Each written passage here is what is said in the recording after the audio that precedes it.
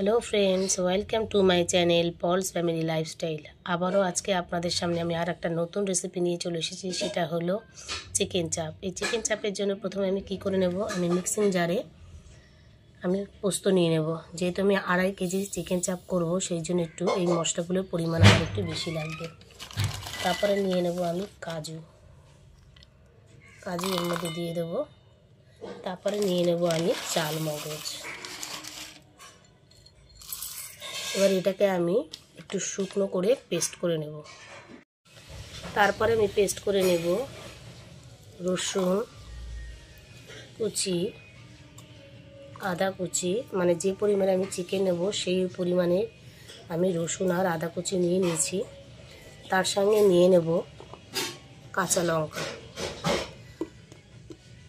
এগুলোকে দিয়ে আমি আবার একটা পেস্ট তৈরি করব। তারপরে দিয়ে দেবো এর মধ্যে টক দই আর পেঁয়াজ।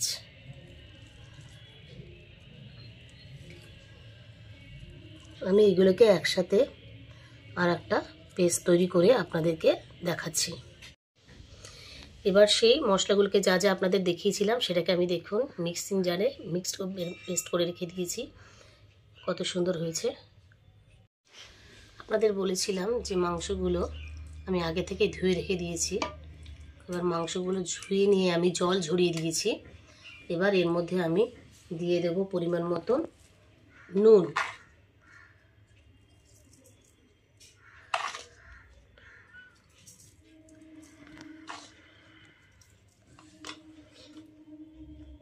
তারপরে দিয়ে দেব শুকনো লঙ্কার গুঁড়ো। এগুলো সব আমি 2.5 কেজি চিকেনের পরিমাণ মতন দিচ্ছি।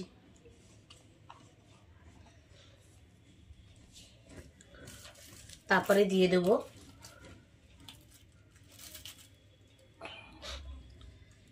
শাহি গরম মশলার গুঁড়ো। তারপরে দেব গোলমরিচের গুঁড়ো, 1 চামচ গোলমরিচের গুঁড়ো। এবার দিয়ে দেব যে মশলাটা আমি পেস্ট করে রেখেছিলাম সেটা ঢেলে দেব।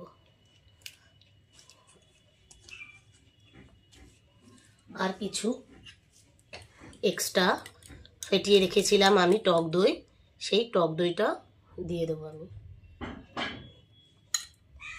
এবার আমি দিয়ে দেবো এর মধ্যে পরিমাণ মতন গোলাপ জল।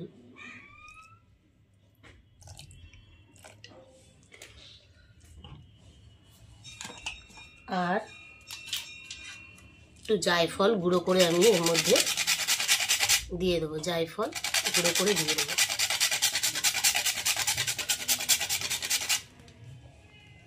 আর দিয়ে দেবো অল্প একটু জয়িত্রীর গুঁড়ো। আর দেব 2 পলা সাদা তেল।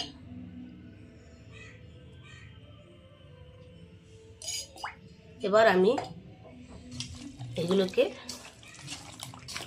মিশিয়ে নেব, মাংসটাকে ভালো করে চটকে চটকে মিশিয়ে নেব।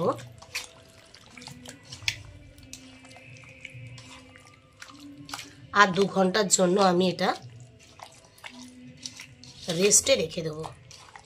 নর্মাল টেম্পারেচারে রাখবো, যেহেতু এখন শীতকাল, সেই জন্য আমি এটা এখন 2 ঘন্টার জন্য নর্মাল টেম্পারেচারে আমি রেখে দেবো। চিকেনগুলো যে ম্যারিনেট করে নিয়েছিলাম সেগুলো ভাজার জন্য প্রথমে কড়াই গরম করে আমি 2 চামচ ঘি দিয়ে দেব। আর দিয়ে দেব সাদা তেল।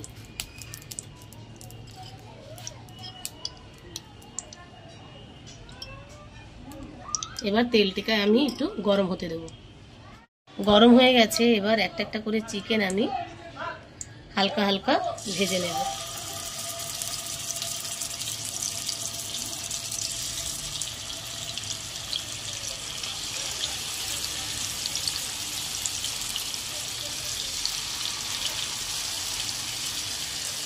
এরকমভাবে আমি এক পিঠ ভেজে নেব। এবার চিকেনগুলোকে আমি উল্টে দেবো। দেখুন হালকা হালকা লাল হয়ে গেছে। ঠিক এরমভাবে আমি প্রত্যেক কটা চিকেনকে ফ্রাই করে নেব। এরমভাবে উল্টো দিকটাও আমি ভেজে নেব। এইবারে আমি এক এক করে চিকেনগুলোকে নামিয়ে নেব।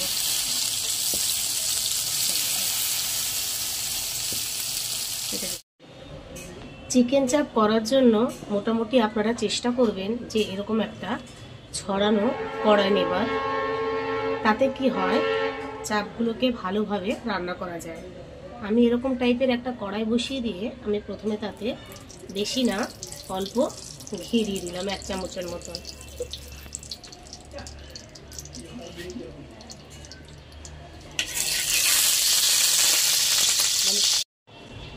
তারপরে চিকেনগুলোকে যখন আমি ফ্রাই করে নিচ্ছিলাম এবং ম্যারিনেট করার সময় যে মশলাটা বেঁচে ছিল সেটা আমি এর মধ্যে দিয়ে দেব।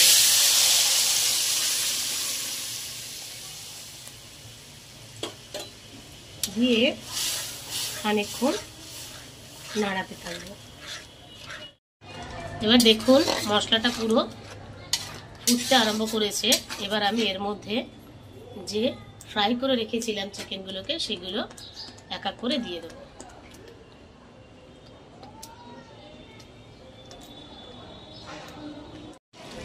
চিকেনগুলোকে দিয়ে এবার আমি সামান্য নাড়িয়ে চাড়িয়ে একটু ঢেকে দেব। তাতে কি হবে, আমার ফ্রাই করার সময় তো অর্ধেকটা চিকেনটা সেদ্ধ হয়ে গেছিলো, আবার 2 ঘন্টা ধরে আমি ম্যারিনেট করে রেখেছিলাম, সেখানে কিছুটা সেদ্ধ হয়েছে। তবু আমি মশলাগুলোকে আরও বেশি করে ভেতরে ঢোকার জন্য আমি এবার আরেকটু চাপা দিয়ে দেব।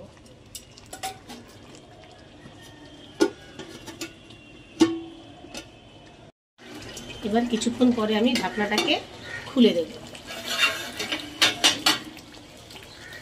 দিয়ে একটু নাড়ি চাড়িয়ে দেবো। দেখুন পুরো ফুটে গেছে, অনেকটা তেলের ওপরে চলে এসছে। এবার আমি এর মধ্যে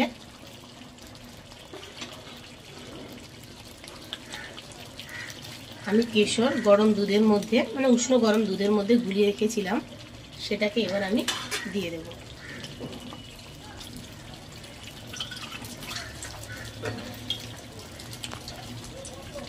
আর দিয়ে দেব কেওড়া জল আর কিছুটা গোলাপ জল। এইগুলো দিয়ে আমি একটু নাড়িয়ে চাড়িয়ে আবার 5 মিনিটের জন্য ঢেকে দেব।